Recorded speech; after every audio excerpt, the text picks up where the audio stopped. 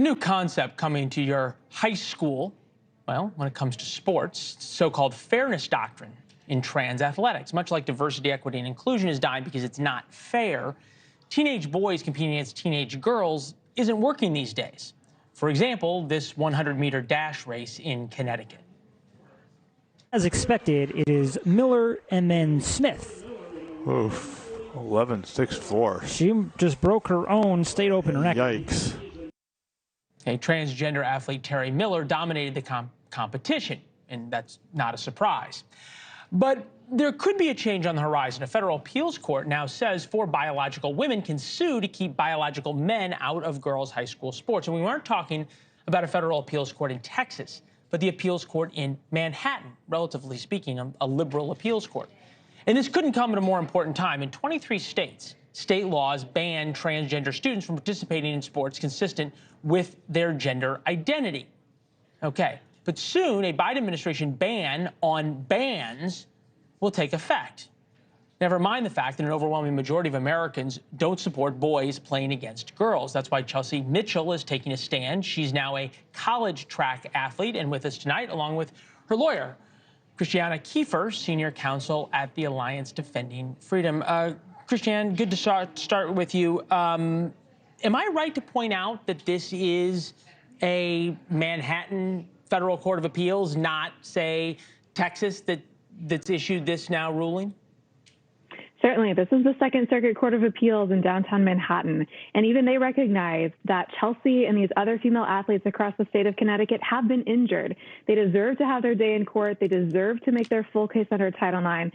So we at Alliance Defending Freedom are really excited to move forward with this lawsuit. All right. So, Chelsea, you're now running college track. Look, there's a lot of money involved here in terms of how much scholarships are worth. You think about private schools, they can be $50,000, $60,000 a year. Out of state, state schools can be just as much. How, if you're running college track now, were you injured? Well, back in high school, I raced against 2 biological males, all 4 years of high school. And over those 4 years, those 2 males took multiple medals, podium spots, and eventually 4 state championships from myself and from plenty of other girls. And so I never knew how my college prospects were injured because of those losses.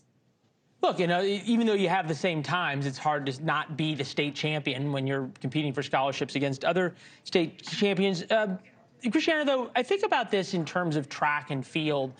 There's not really a chance of physical injury, but then you think about comparing times, right? A mile, women are 46 seconds slower, best men's time 4:01 versus 4:46. 100 meters, women's 11:50, 11 seconds, 0.5, men 10.48. 400 meter, women's 52.67, men's 45. I mean, these are the records at the high school level in Connecticut. But then you think about other sports, right? We think about volleyball, where men spike the ball a lot harder.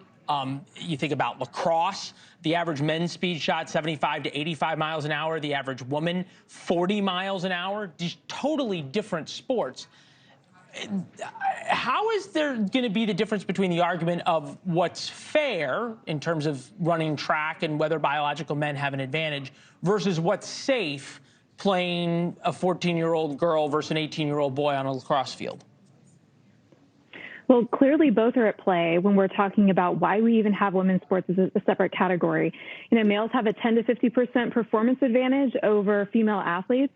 And as you rightly recognize, there's a safety component. We saw a young woman in North Carolina who received a concussion from a male's volleyball spike. And even more recently in Massachusetts, a young woman had her teeth knocked out in field hockey because she was competing against a male athlete. So there are certainly safety components as well in contact sports.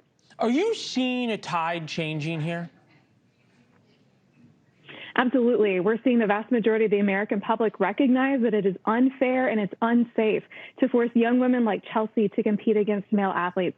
That's the whole reason we have women's sports as a separate category. And it's been really exciting to see more and more young women really find their voice and begin to speak out on these issues.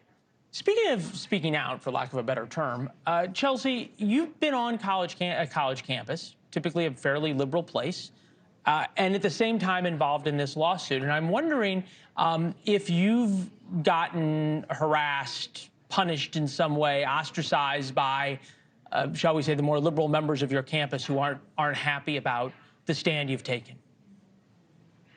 mean, I've definitely had my fair share of backlash both in high school and in college, but I really just focused on those that support me. I mean, we've created such a movement since we filed this lawsuit 4 years ago, and so it's just really exciting to see that finally come to play. Yeah, well, you said you've started a movement. Indeed, you both have. Thank you. Come back and talk to us about it. The next stop would be the Supreme Court. We'd be fascinated to see what happens.